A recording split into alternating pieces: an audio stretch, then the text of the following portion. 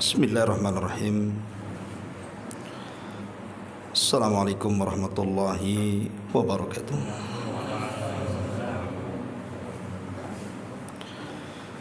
Alhamdulillah wassalatu wassalamu ala Rasulillah wa ala alihi wa sahbihi wa mawalah wa la hawla wa la quwata illa billahi wa ba'du. Baik, kita akan lanjutkan kajian kita, masih membahas surah Al-Insan, dan kita masuk pada ayat ke-12 dan seterusnya. A'udzubillahi minasyaitonirrajim. Bismillahirrahmanirrahim. Wa jazahum bima sabaru jannatan wa harira muttaqiina fiha 'alal araik la yarawna fiha syamsan wala zamharira wadaniyatan 'alaihim dhilaluha wa dhullilat kutufuha tadlila wa yutafu alaihim bi aniyatin min fiddatin wa aqwabin kanat qawarira min fiddatin qaddaruha taqdira wa yusqawna fiha ka'san kana mizajuha zanjabila aynan fiha tusamma salsabila wa yatufu alaihim wildanun mukhalladun idza ra'aitahum hasibtahum lu'lu'an manthura wa idza ra'aita thamma ra'aita na'iman wa mulkan kabira alaihim thiyabu sundusin khudru wa istabraq wa hullu asawira min fiddati wa saqahum rabbuhum syaraban tahura inna hadza kana lakum jazaan wa kana sa'yukum mashkura. Allah Subhanahu wa taala memberikan balasan kepada mereka atas kesabarannya berupa sorga dan pakaian dari sutra. Di dalam sorga mereka duduk bersandar di atap dipan. Di sana mereka tidak merasakan terik matahari dan dingin yang menusuk. Naungan pepohonannya dekat di atas mereka dan sangat dimudahkan untuk memetik buahnya. Diedarkan kepada mereka bejana-bejana dari perak dan gelas-gelas yang sangat bening kacanya. Kaca yang sangat bening terbuat dari perak. Mereka menentukan ukuran sesuai dengan kehendak mereka. Di sanalah mereka diberi segelas minuman yang bercampur jahe, yang didatangkan dari sebuah mata air sorga yang dinamakan salsabila. Mereka dikelilingi oleh para pemuda yang tetap muda. Apabila melihatnya, kamu akan mengira bahwa mereka adalah mutiara yang bertaburan. Dan apabila melihat keadaan di sana, maksudnya di sorga, niscaya engkau akan melihat berbagai macam kenikmatan dan kerajaan-kerajaan besar. Mereka berpakaian sutra halus, lagi berwarna hijau, sutra tebal dan memakai gelang perak. Rabb mereka memberikan kepada mereka minuman yang suci. Sesungguhnya ini adalah balasan untukmu dan usahamu diterima dengan baik di sisi Allah Subhanahu wa taala. Dari ayat 12 sampai ke 22 ini, Allah Subhanahu wa taala hendak menjelaskan kepada kita tentang gambaran sorga. Gambaran sorga, kenikmatan yang tidak pernah dilihat mata, didengar telinga, terlintas dalam pikiran pun tidak sanggup kita bayangkan. Lah di sini Allah Subhanahu wa taala memulakan ayatnya wa jazahum bima sabaru jannatan wa harira.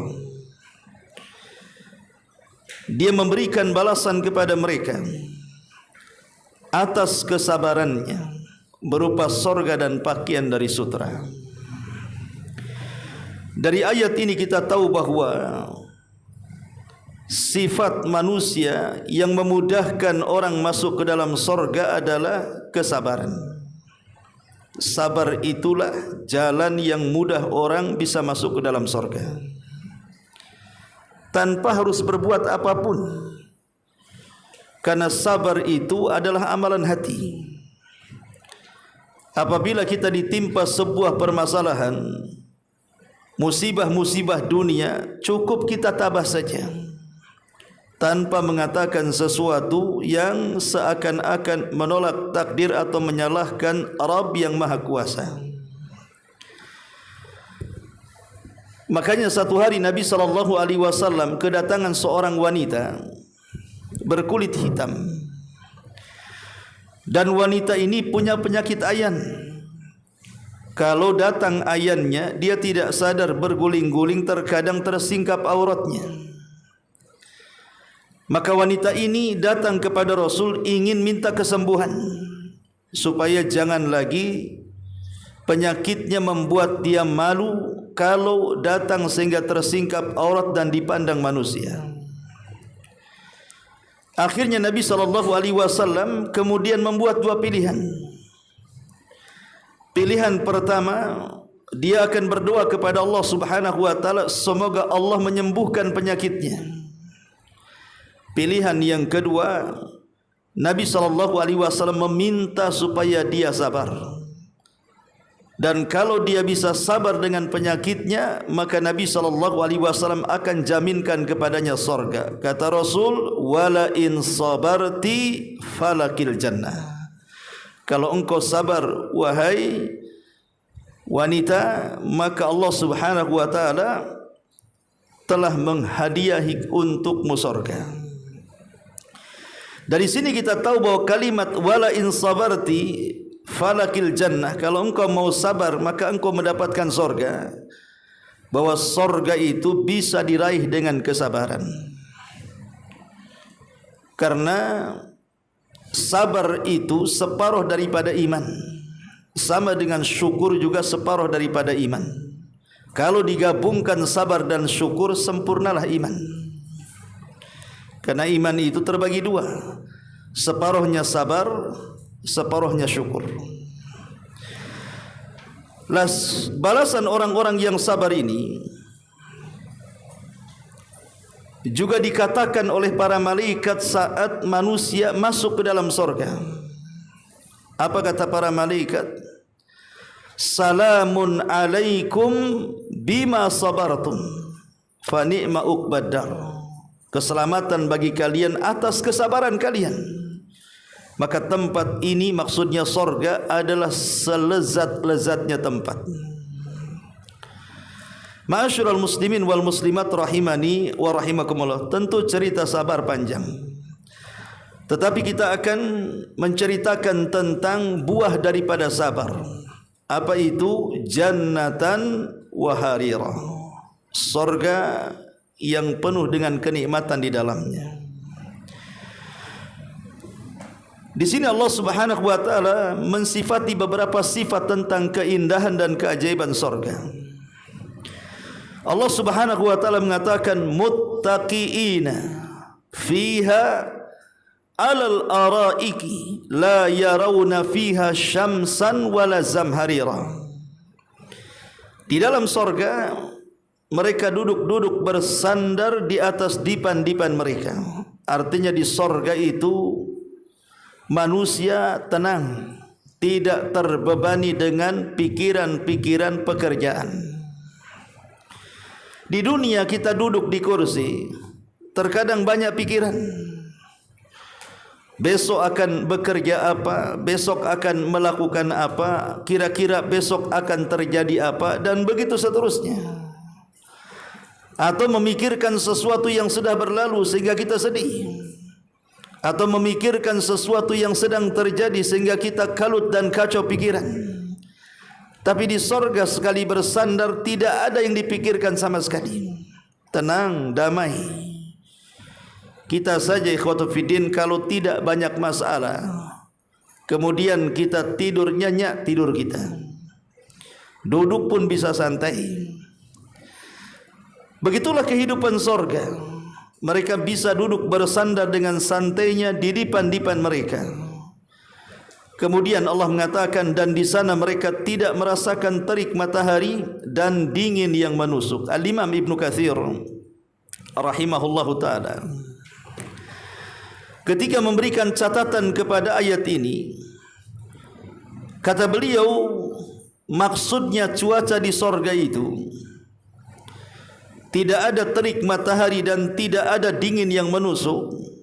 Maknanya mereka tidak merasakan panas seperti teriknya matahari di dunia, dan mereka tidak akan merasakan kedinginan yang menyengat sehingga menusuk tulang-tulang manusia. Kemudian beliau mengibaratkan cuaca di sorga itu sama seperti saat menjelang fajar. Atau kata beliau, cuaca di sorga itu sama saat matahari tenggelam. Kita lihat dan kita bisa rasakan saat terbit fajar, artinya datang waktu subuh. Bagaimana cuacanya? Kan dinginnya juga sudah berlalu, karena biasanya dinginnya malam itu kan sepertiga malam. Kalau sudah masuk waktu subuh, artinya sudah masuk ke waktu pagi, maka dinginnya sudah berkurang, dan berkurang jauh,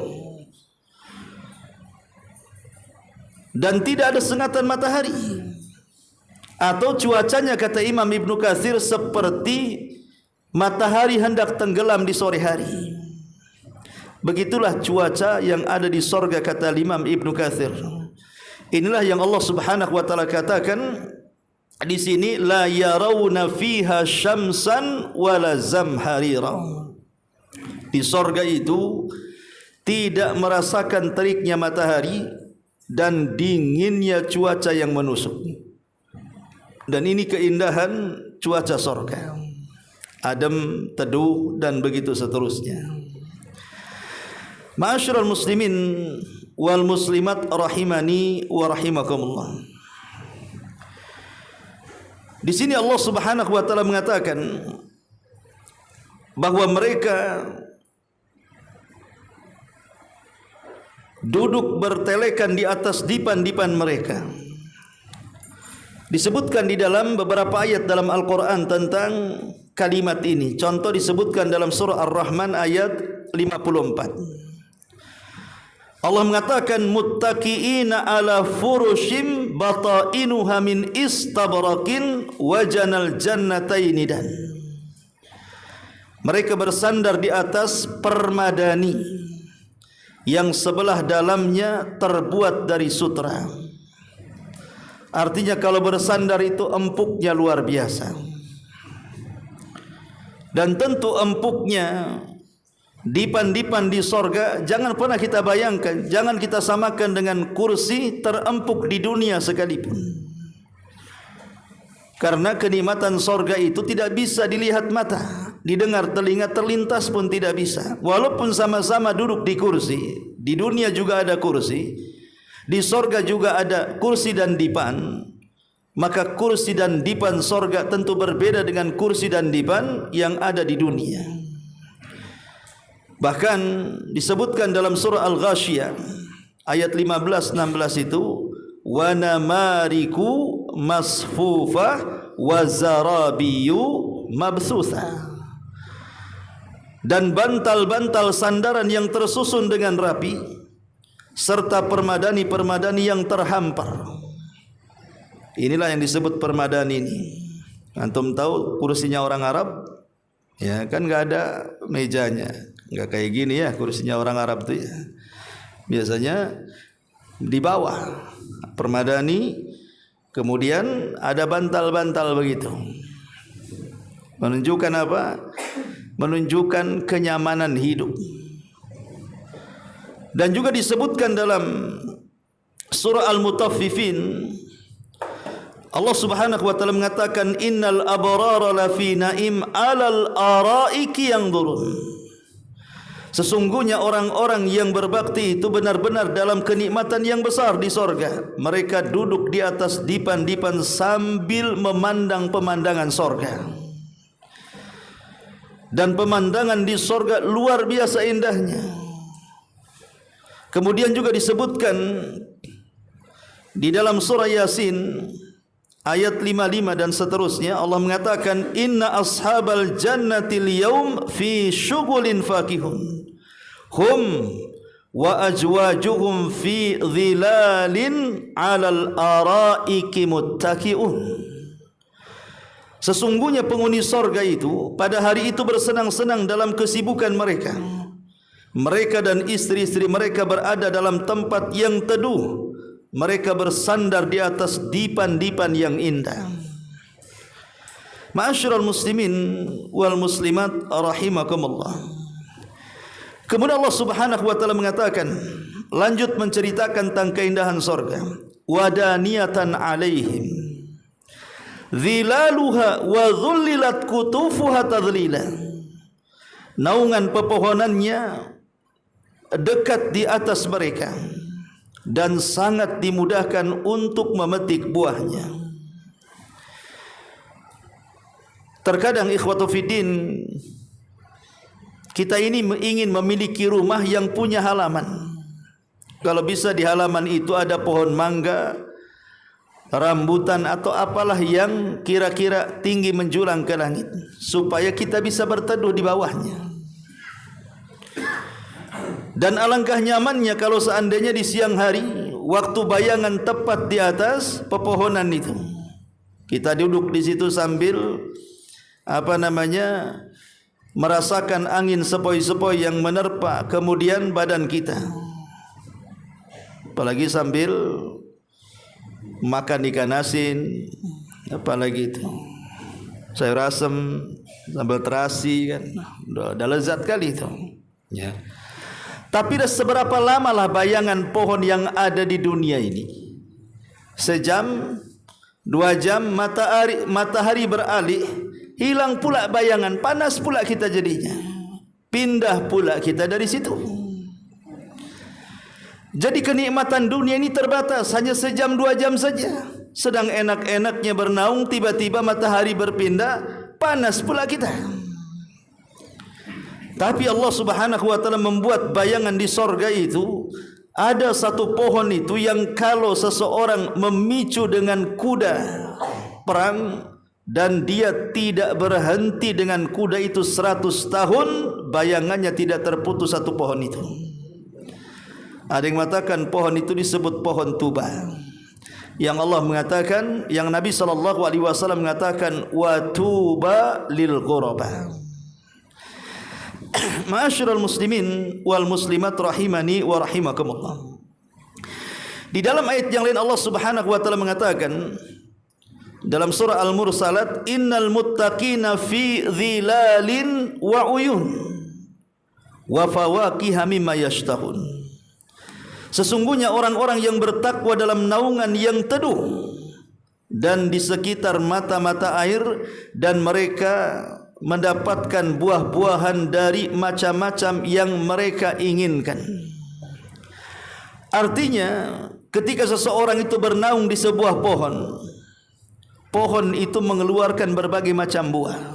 Kalau di dunia pohon mangga tidak mungkin berbuah duren. Aneh kalau ada pohon mangga buahnya duren. Atau mungkin pohon duren berbuah salak pula, makin aneh lagi.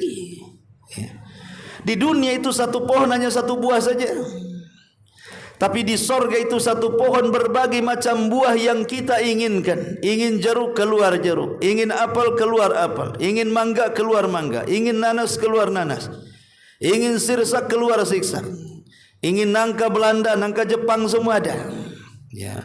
Artinya bahwa keinginan memakan buah-buahan itu serba ada sesuai dengan yang kita pikirkan dan kita bayangkan dan yang kita idamkan. Dan cara memetiknya Allah Subhanahu wa taala katakan di sini, Cara memetiknya qutufuha tadlila. Memetiknya dengan mudah, artinya buah itu yang mendekat kepada kita, bukan kita yang mendekat ke buah. Di dunia terkadang kalau kita hendak cari mangga yang betul-betul segar langsung dari pohonnya, orang harus manjat dulu ke pohon mangga. Kadang perang bersama semut-semut yang ada di pohon mangga itu. Kalau semut yang menang, dia yang dapat mangga. Kalau kita yang menang, baru kita dapat mangga. Walaupun sekarang sudah canggih lah kan, ada alat-alat yang bisa memetik dari jauh, atau dengan ketepel dan yang semacamnya. Itu sudah merepotkan kita untuk mendapatkan buah-buahan itu.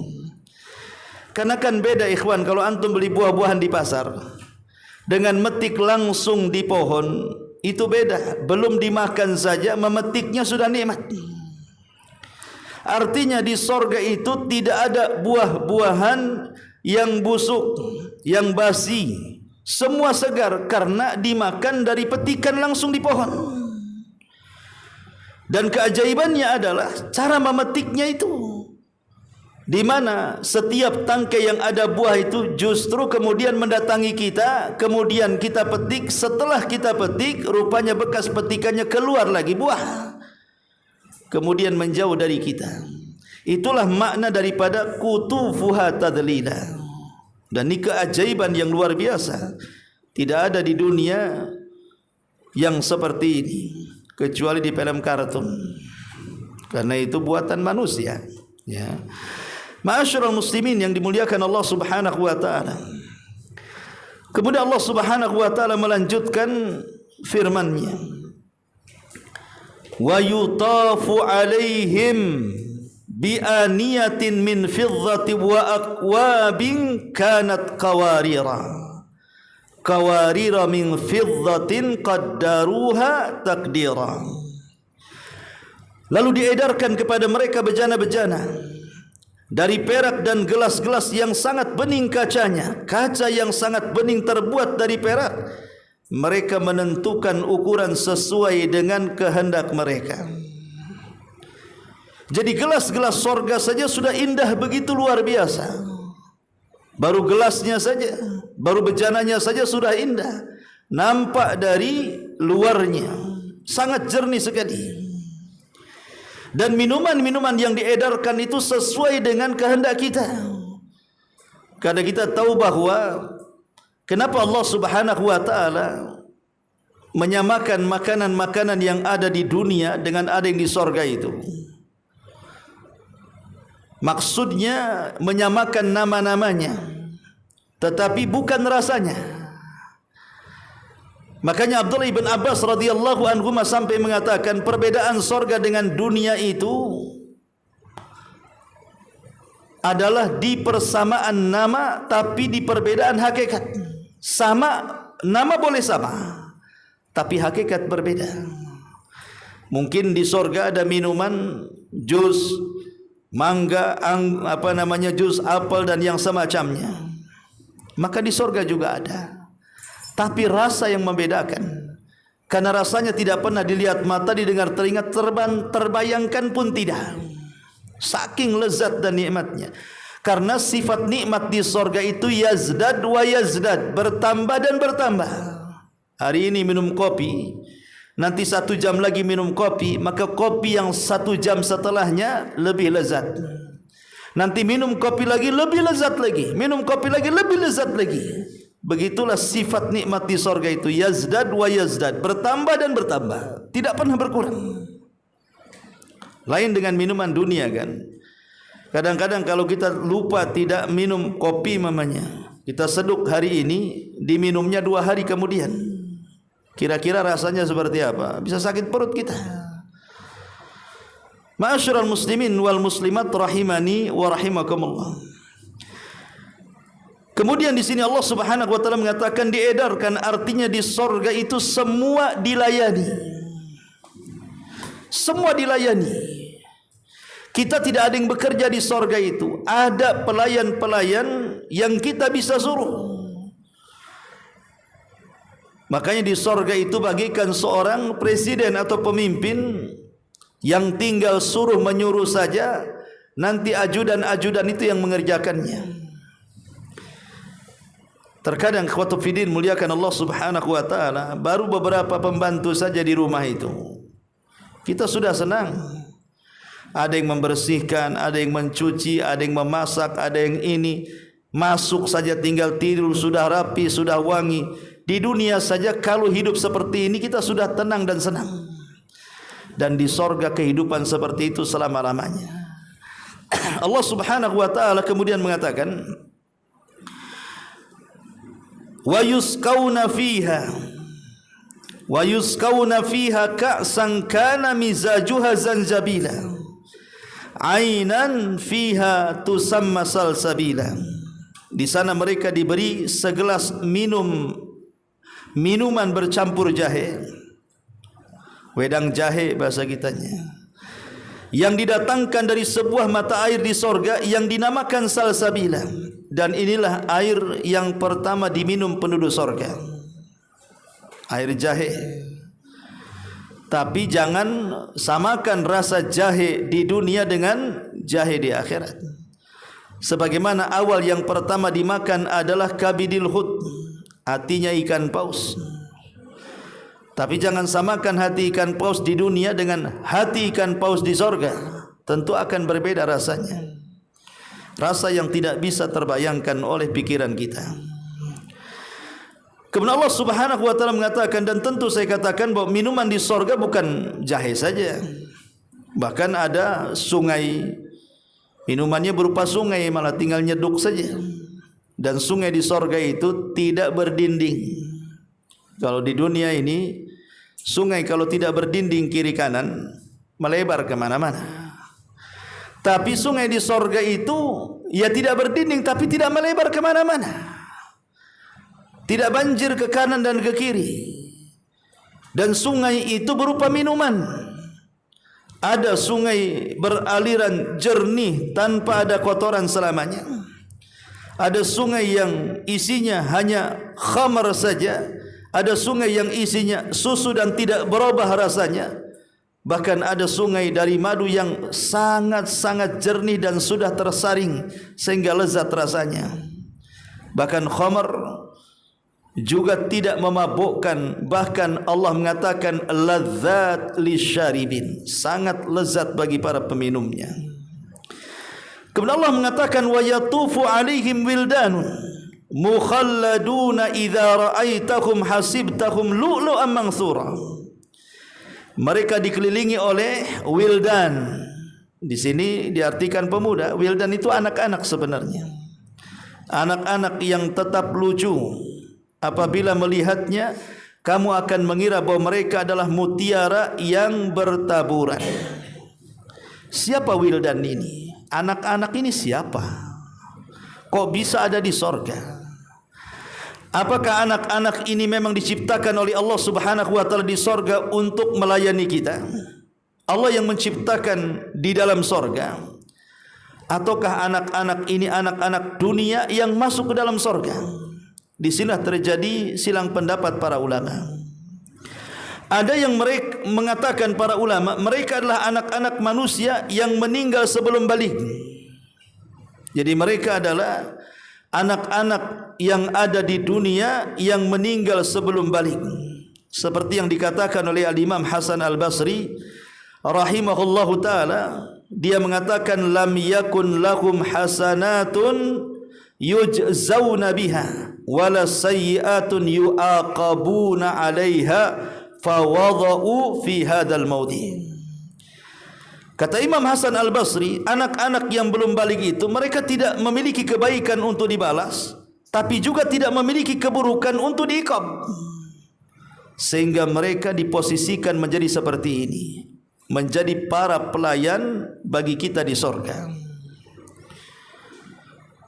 Ma'asyiral muslimat yang dimuliakan Allah Subhanahu wa taala, walaupun pendapat Imam Hasan Al-Basri rahimahullahu taala dikatakan oleh Ibnu Taimiyah, pendapat inilah asla li hadzal qaul, tidak memiliki asal atau dasar sama sekali. Tetapi ada yang mengatakan seperti itu. Ada juga yang mengatakan bahwa pendapat yang kuat bahwa anak-anak yang meninggal sebelum balik itu berada pada asuhan Nabi Ibrahim, dan mereka bisa memberikan syafaat bagi orang tuanya. Karena Rasul mengatakan atfalul mu'minin yakfuluhum Ibrahim. Anak-anak orang-orang yang beriman itu ditanggung oleh Nabi Ibrahim di sorga. Ini juga pendapat ulama. Ada juga yang mengatakan bahwa anak-anak itu mereka adalah makhluk sorga sendiri. Memang Allah ciptakan di sorga. Dan itu disebutkan oleh beberapa ulama, di mana anak-anak itu sama dengan bidadari yang diciptakan oleh Allah Subhanahu wa taala dalam sorga. Disebutkan oleh sebagian ulama, wal wildan alladzina yatufuna ala ahlil jannati khuliqu min khuluqil jannah laisu bi abna'i ahli dunya. Anak-anak yang berkeliling di sekitar penduduk sorga adalah bagian dari makhluk, memang makhluk sorga. Min khalqil jannah, khuliqa min khalqil jannah. Mereka diciptakan dari bagian makhluk sorga. Mereka bukan anak-anak penduduk sorga. Dan ini pendapat yang kuat, wallahu a'lam. Jadi anak-anak yang dimaksud dalam ayat ini adalah anak-anak yang memang Allah Subhanahu wa taala ciptakan di sorga untuk menyenangkan penduduk sorga. Dan anak-anak itu disifatkan oleh para ulama tidak pernah besar, dan akan tetap lucu, dan akan tetap menyenangkan. Antum kalau punya anak-anak bayi usia setahun, 2 tahun, 3 tahun, 4 tahun, itu kan lucu-lucunya, ikhwan. Kalau seandainya antum lelah letih bekerja di luar, kemudian pulang melihat anak-anak kita yang masih kecil, semata-mata menggendongnya, menciumnya, memeluknya, kemudian bercanda saja, hilang tuh lelah letih kita itu. Tapi di dunia ini ada waktunya, ikhwan. Karena waktu lucu itu sebentar saja. Kalau sudah 6-7 tahun tuh nyebelin tuh.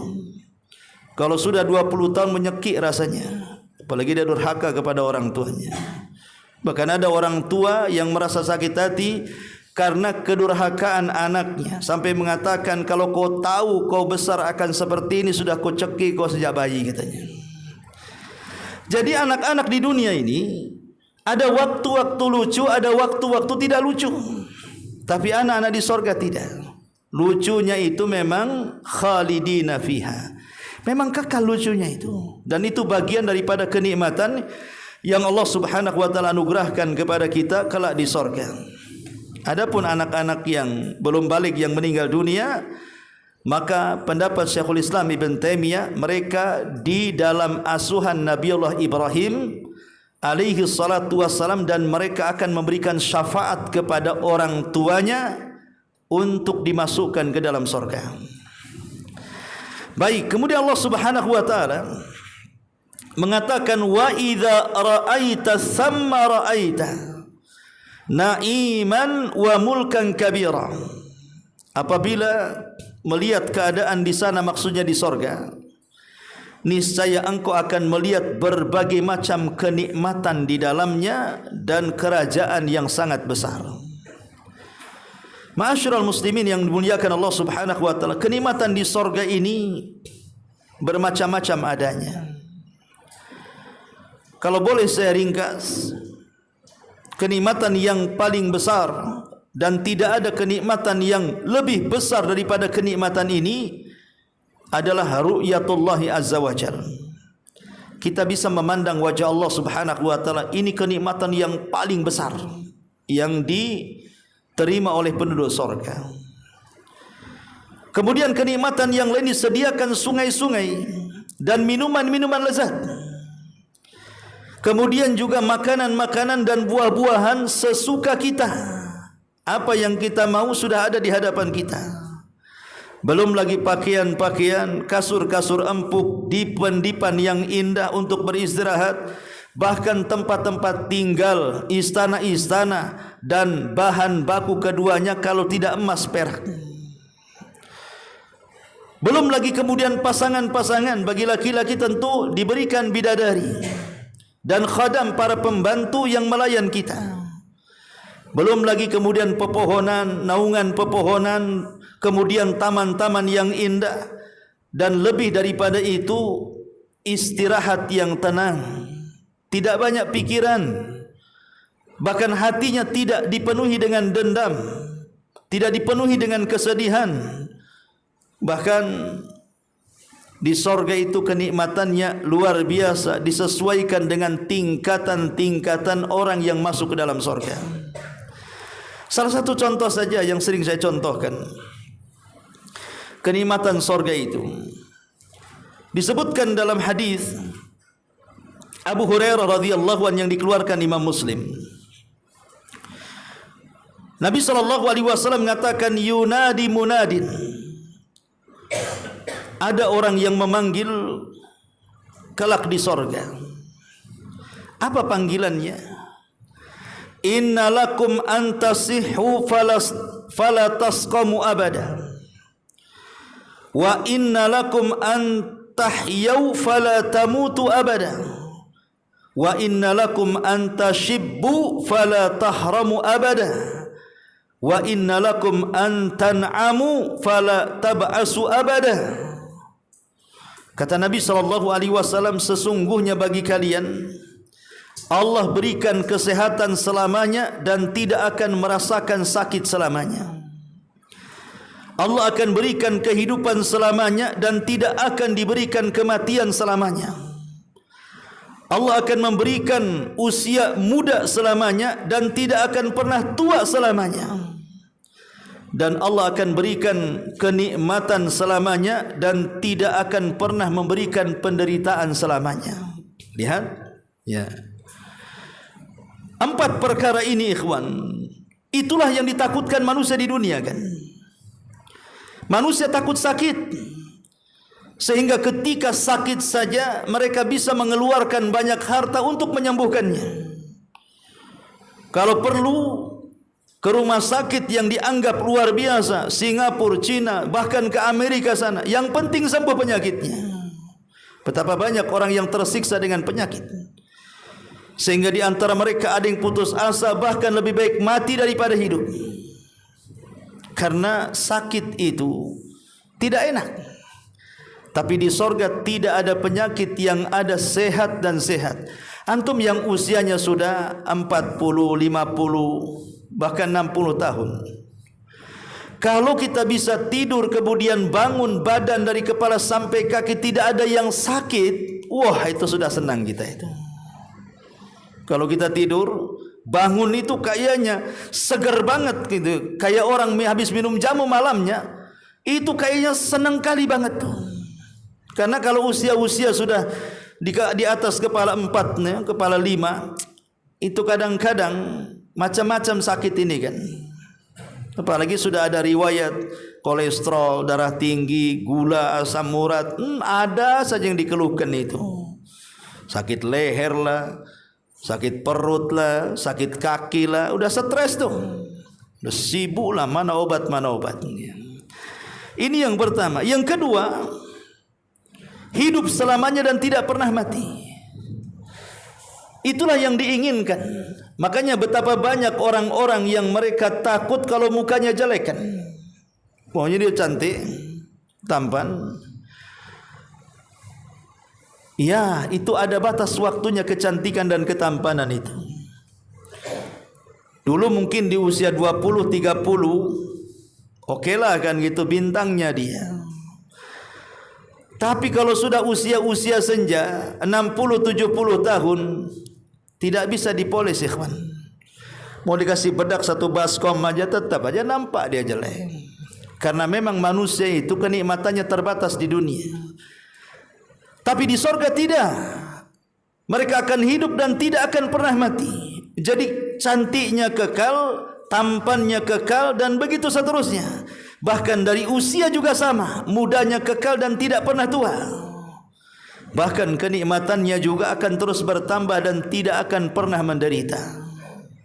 Manusia di dunia ini kadang stres karena kemiskinan, stres karena pekerjaan, stres karena hal-hal ribut di rumah tangga, tetangga atau masyarakat, di kantor, di jalan dan begitu seterusnya. Menderitalah kita di dunia, tapi di akhirat, di sorga, kenikmatan dan tidak akan ada penderitaan. Ini salah satu contoh saja bagaimana kenikmatan sorga itu luar biasa. Ma'asyiral muslimat yang dimuliakan Allah Azza wa Jalla. Kemudian Allah Subhanahu wa taala melanjutkan firman-Nya di sini. Kata Allah Subhanahu wa taala, mana tadi?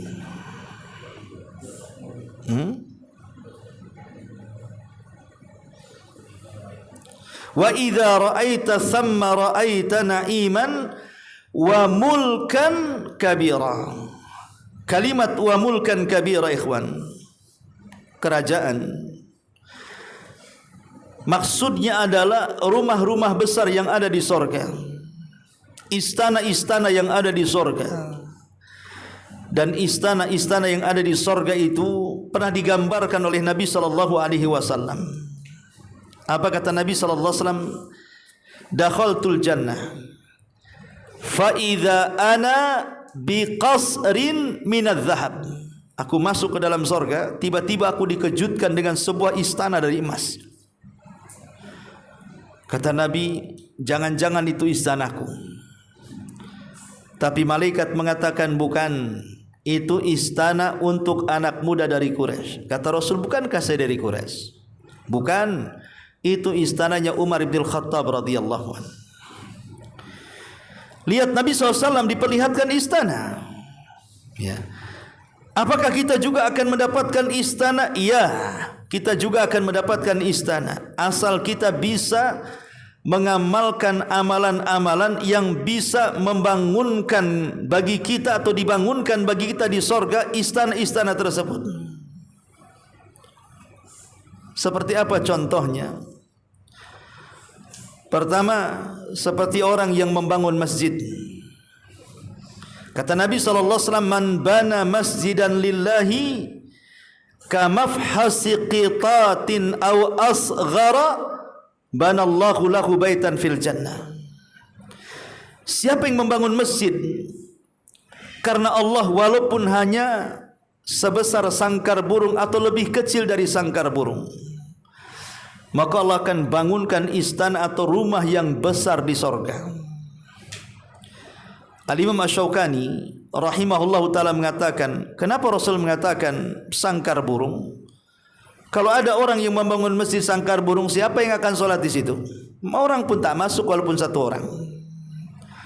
Kata Imam Syaukani, ini sebuah kiasan bahwa walaupun kita tidak membangun secara utuh dari pondasi sampai ke kubah, mungkin kita ini hanya selonjor besi, mungkin hanya segerobak kerikil, sesak semen bahasanya ya, atau segerobak pasir. Itulah yang dimaksud dalam hadis ini. Tetap akan dibangunkan istana di sorga. Atau mungkin kita tidak punya harta untuk itu, kita bisa menggunakan tenaga, kerja bakti tanpa harus dibayar. Ma'asyiral muslimin wal muslimat rahimani wa rahimakumullah. Kemudian yang kedua, membaca surah Al-Ikhlas sebanyak 10 kali dalam sehari. Kata Nabi mengatakan, man qara'a qul huwallahu ahad hatta yakhtimaha asyra marrat banallahu lahu qasran fil jannah. Sesiapa yang membaca qul huwallahu ahad sampai selesai, berapa kali? 10 kali, Allah akan bangunkan baginya rumah besar di sorga. Dan ini amalan yang enggak sulit lah. 3 pagi, 3 siang, 4 sore, 10 kulhu, sudah dapat bangunan di sorga. Atau mengerjakan solat duha 4 rakaat dan solat sebelum zuhur 4 rakaat. 4 rakaat sebelum zuhur dan 4 rakaat sesudahnya. Kata Nabi SAW, man salat duha arba'an wa qabla al-ula arba'an bana lahu biha baitun fil jannah. Sesiapa yang salat duha 4 rakaat dan salat sebelum zuhur 4 rakaat, maka jadi 8 rakaat. Duhanya 8 rakaat, qabliyah zuhurnya 4 rakaat. maka Allah akan bangunkan baginya di sorga. Termasuk juga yang keempat, orang yang melaksanakan salat rawatib 12 rakaat dan dia jaga dalam sehari semalam. Kata Nabi, man shalla ithnai asyrata rak'atan fi yaumin wa lailatin bana lahu bihinna baitun fil jannah. Sesiapa yang mengerjakan salat sunnah dalam sehari semalam 12 rakaat, maka karena sebab amalan tersebut ia akan dibangunkan rumah besar di sorga. Kemudian yang kelima, meninggalkan perdebatan, meninggalkan dusta dan berusaha berakhlak mulia. Kata Nabi SAW, ana zaimun bi baitin fi rabadil jannah liman tarakal mira' wa in kana muhiqqah, wa bi baitin fi wasatil jannah liman tarakal kadhib wa in kana maziha, wa bi baitin fi a'lal jannah liman hasuna khuluquhu. Kata Rasul, aku memberikan jaminan rumah besar di pinggiran sorga bagi siapa? Bagi yang meninggalkan perdebatan walaupun di atas kebenaran. Dan aku memberikan jaminan rumah di tengah-tengah sorga bagi siapa? Bagi yang suka meninggalkan dusta. Dan aku akan berikan jaminan rumah besar di sorga di tempat yang paling tinggi bagi siapa? Bagi orang yang setiap harinya berusaha untuk meningkatkan akhlaknya yang baik. Kemudian yang selanjutnya, mengucapkan alhamdulillah dan istirja ketika salah satu anak kita meninggal dunia. Pamannya anak kita meninggal dunia, kemudian kita katakan inna lillah wa inna ilaihi rajiun, kemudian mengucapkan alhamdulillah. Maka dua kalimat ini bisa membangunkan rumah bagi kita di sorga. Termasuk juga membaca doa ketika masuk pasar. Itu juga salah satu yang bisa membangunkan istana di sorga. Kemudian juga menutup celah dalam sab salat. Man sadda furjatan banallahu lahu baitan fil jannah. Barang siapa yang menutup satu celah dalam sab salat, niscaya Allah akan mengangkat derajatnya dan akan membangunkan satu rumah di sorga.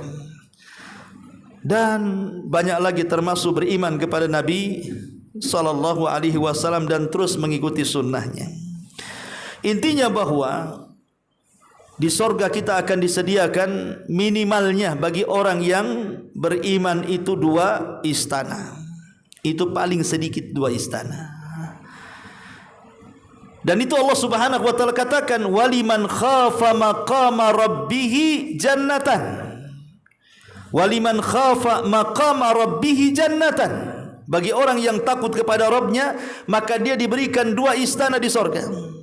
Satu solid milik dia, dan satunya warisan orang kafir yang masuk neraka yang selamanya tidak akan pernah masuk sorga. Tilkumul jannatil lati uristumuha. Itulah sorga yang Allah wariskan dari orang-orang kafir kepada kalian. Karena setiap manusia itu sebenarnya punya sorga, tapi yang kafir mereka tidak akan mengambilnya. Lalu sorganya orang kafir untuk siapa? Untuk orang yang beriman. Makanya minimalnya orang yang beriman itu mendapatkan 2 sorga. Satu milik dia, satu warisan dari orang kafir yang masuk neraka. Dan tentu batasannya berapa? Ya tidak ada batasnya. Makin banyak kita mengamalkan amalan yang tadi saya sebutkan, berarti makin banyak rumah dan istana yang kita akan dapat di sorga. Kemudian Allah Subhanahu wa taala mengatakan, alaihim thiyabus sundusin khudrun wa istabra wa hullu asawira min fiddatin wa saqahum rabbuhum syaraban tahura. Mereka berpakaian sutra halus yang hijau, sutra tebal, dan memakai gelang perak. Rabb mereka memberikan kepada mereka minuman yang suci. Ma'asyiral muslimat yang dimuliakan Allah Azza wa Jalla, orang-orang Islam khusus bagi laki-laki tidak boleh di dunia ini memakai sutra, kecuali hanya sebatas 4 jari saja. Kalau hanya 4 jari tidak ada masalah, kecuali dia dihukumi darurat karena punya penyakit gatal, di mana kalau pakai kain selain sutra maka akan gatal seluruh badannya. Hanya bisa dengan sutra saja karena sutra kan dingin bawaannya. Bisa mengobati gatal. Tapi kalau tidak sedang darurat atau lebih dari 4 jari, maka haram. Kenapa? Karena sutra itu pakaian kita di sorga, tidak layak di dunia. Ma'asyiral muslimat yang muslimin wal muslimat rahimani wa rahimakumullah. Asy-Syaikh As-Sa'di dalam tafsir Kalimur Rahman mengatakan bahwa sutra yang Allah Subhanahu wa taala berikan di sorga itu ada 2 jenis pakaian sutra yang berwarna. Jadi 2 jenis pakaian sutra yang berwarna.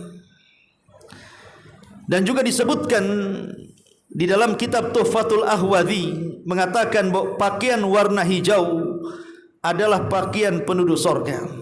Sebagaimana ada riwayat yang menyebutkan tentang hal ini. Dan Al-Quran juga mengatakan dalam ayat ini, khudrun wa istabrak, sutra yang berwarna hijau. Apakah hanya satu warna hijau saja? Ya tidak. Tentu ini warna yang terbaik yang disebutkan dalam Quran. Macam-macam warna lah kan itu. Di dunia saja macam-macam warna. Masa di sorga hanya satu warna? Dari sini kita tahu bahwa bagaimana keindahan sorga terhadap sutra. Dan sutra yang dipakai itu berlapis-lapis. Dan sutra di dunia dengan di sorga ya tentu akan berbeda jauh. Dan mereka akan diberi minum dari air yang suci. Kemudian Allah Subhanahu wa taala akhiri ayatnya bahwa inna hadza kana lakum jazaan wa kana sa'yukum mashkura. Sesungguhnya ini adalah balasan untukmu dan usahamu diterima dengan baik oleh Allah Azza wa Jalla. Artinya kalau amalan kita diterima oleh Allah Subhanahu wa taala, dan tanda diterima amal itu banyak yang disebutkan para ulama. Di antaranya adalah di mana kehidupannya semakin baik dibandingkan sebelumnya. Kalau sebelumnya tidak pernah solat, setelahnya rajin solat. Sebelumnya berkata-kata kasar, akhirnya setelah taubat halus, mulus kata-katanya. Sebelumnya mungkin akhlaknya bejat, setelah taubat akhlaknya menjadi akhlakul karimah. Jadi diterima amal itu di antara alamatnya adalah ada perubahan dalam kehidupannya. Dan dia diberikan taufik oleh Allah sehingga dia mudah untuk melakukan amal soleh. Dan satu amal soleh akan melahirkan banyak amal soleh di bawahnya. Dan dia akan semakin sungguh-sungguh di dalam meraihnya. Intinya bahwa kalau seandainya amalan kita diterima oleh Allah Azza wa Jal, berarti balasan kita pasti surga. Makanya dikatakan oleh Anas bin Malik atau Abdullah bin Abbas kalau tidak salah, Abdullah bin Umar kalau tidak salah juga, kalau seandainya aku tahu satu sujudku seumur hidupku ini diterima oleh Allah Subhanahu wa taala, maka aku siap mati. Kalau seandainya satu kali sujudku saja aku tahu diterima Allah, okelah yang lain aku enggak tahu, tapi satu sujudku diberitahu bahwa itu diterima oleh Allah, itu sudah cukup bagiku katanya. Kenapa? Karena dengan diterima amalan kita menunjukkan Allah memberikan rekomendasi kita ini termasuk orang yang bertakwa. Makanya perkataan Habil kepada Qabil, apa kata Habil kepada Qabil? Innama yataqabbalullahu minal muttaqin. Sesungguhnya amalan seseorang itu tidak akan diterima Allah kecuali bersumber dari orang yang bertakwa. Ketika kita tahu amalan kita diterima, maknanya Allah menganggap kita bertakwa. Dan sorga itu hanya diperuntukkan untuk orang-orang yang bertakwa. Maka dari gambaran ini semua ikhwan, ini gambaran kecil. Seindah apapun ana menggambarkan sorga, maka sorga pasti menyelisih dengan gambaran manusia. Karena sorga tidak bisa dilihat mata, didengar telinga, terlintas pun tidak bisa. Yang jelas bahwa kenikmatan di sorga setiap harinya akan bertambah. Dan itu ditunjukkan dalam sebuah hadis Nabi SAW saat menjelaskan tentang sukul jannah, pasar sorga. Dan pasar sorga itu terjadi pada hari yang disebut dengan Yaumul Mazid. Di dunia disebut hari Jumat, tapi di sorga disebut Yaumul Mazid, hari tambahan nikmat. Di mana penduduk sorga itu mereka datang ke pasar bukan untuk berjual beli, tapi mereka berjumpa dengan kawan-kawan yang sesama kawan mereka di dunia yang sama-sama masuk sorga. Kemudian bernostalgia, cerita kenangan-kenangan mereka di dunia. Mereka akan bercerita karena memori penduduk sorga itu akan dikembalikan. Antum akan hafal sejak antum kecil, remaja, dewasa, tua, seperti apa kehidupan antum. Di dunia saja memori kita terbatas. Ketika kita kecil tidak tahu pula riwayat kita. Bahkan kalau ada orang mengatakan, loh, dulu kamu kecil itu lucu, kok sekarang nyebelin kan itu. Ah, mana sih? Kita aja nggak tahu lucu enggaknya. Ya. Dulu kita pernah ketemu loh. Kapan? Kayak orang nyanyi nggak tahu. Karena memori di dunia ini terbatas masalahnya. Tapi di sorga itu memori dikembalikan semuanya. Sehingga kalau kita berjumpa dengan teman semasa remaja, semasa dewasa, semasa tua, semasa di sekolahan, di masjid, di majelis taklim, dan begitu seterusnya, itu akan ingat tuh. Dan kita akan ngobrol soal peristiwa dunia. Baru kemudian ketika mereka sudah puas dengan obrolan-obrolan mereka, ketemu dengan kawan-kawan mereka di pasar sorga itu, mereka pulang. Tapi sebelum pulang Allah hempaskan angin, isinya debu. Kemudian menghempas dari atas kepala sampai kaki dan merubah wujud kita semakin tampan, semakin gagah, semakin kuat, semakin berwibawa. Sehingga ketika pulang ketemu dengan istrinya, apakah kata istrinya? Laqad izdaztum husnan wa jamala. Sungguh suamiku kok makin ganteng, makin tampan, makin ini dan begitu seterusnya. Dan kata-kata itu sesungguhnya, kalau di dunia istri ngomong begitu itu ada maunya, ya, tidak sesungguhnya kan gitu. Masa antum yang usianya sudah 60 tahun udah keriput, suamiku ganteng, gitu. Orang nggak percaya kan gitu ya. Berarti kan ada maunya di dunia itu, karena tidak sebagaimana hakikatnya. Lah suami juga ngomong sama istrinya ketika ketemu, kamu juga semakin bertambah cantik, indah, molek dan begitu seterusnya. Dan itu sesungguhnya. Kalau di dunia suami ngomong begitu, apa nggak pingsan tuh istri itu? Karena terkadang hanya sekedar menghiburnya saja, bukan sesungguhnya. Ada maunya bahasanya ya. Lah itulah diantara menunjukkan bahwa setiap Jumat itu ada tambahan nikmat, bertambah, bertambah dan bertambah. Dan tentu kenikmatan sorga ditentukan dengan tingkatannya. Dan tingkatan di sorga itu sejumlah ayat dalam Al-Quran. Dan satu tingkatan ke tingkatan berikutnya sejauh langit dan bumi. Dan sorga itu seluas langit dan bumi. Dan sorga itu tempat yang sangat indah, yang tidak ada manusia masuk di dalamnya kecuali dia tidak akan mungkin mau keluar kembali dari sorga. Makanya kenapa Adam sampai mengatakan kepada orang-orang kelak di padang mahsyar, di sorga. Apa kata Adam kepada manusia di seluruh sorga itu? Mintalah kepada Allah keridhaannya. Sebab kalau Allah murka, maka Allah akan mengeluarkan kalian sebagaimana dulu dia mengeluarkan aku dari sorga. Maka manusia meminta kepada Allah agar Allah redha kepada mereka. Maka Allah pun meredainya. Sejak itulah Allah tidak mengeluarkan satu pun dari penduduk sorga. Karena Allah tidak pernah murka lagi. Dan tentu kenikmatan tertinggi di sorga adalah ru'yatullah, memandang Allah subhanahu wa ta'ala. Wallahu alam, ini diantara gambaran sorga yang disebutkan dalam surah Al-Insan. Baik, sampai di sini. Kalau ada yang bertanya silahkan. Kalau tidak ada kita tutup. Iya.